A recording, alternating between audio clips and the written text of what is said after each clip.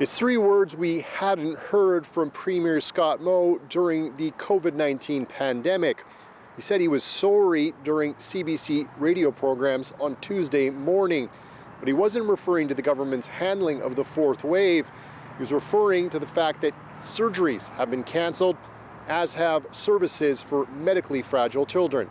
You know, I am sorry that we have experienced those slowdowns here in the province.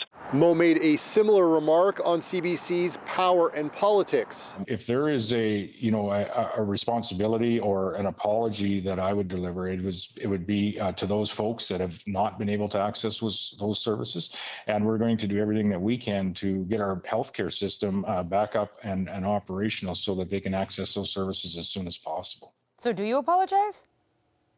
I think I just did. Moe said with the benefit of hindsight, the province could have moved 10 days sooner in implementing mandatory masking and vaccination policies. In late August, Saskatchewan medical health officers sent a letter to the government making suggestions on some policies it could implement to lessen the impact of the fourth wave.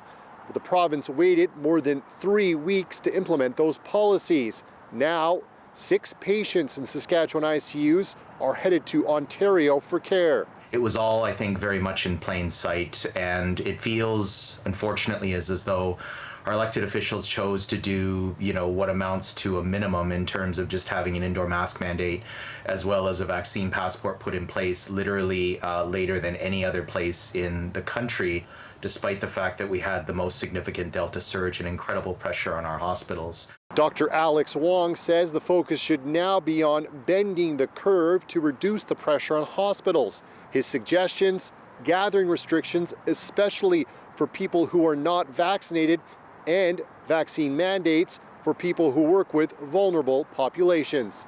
Adam Hunter, CBC News, Regina.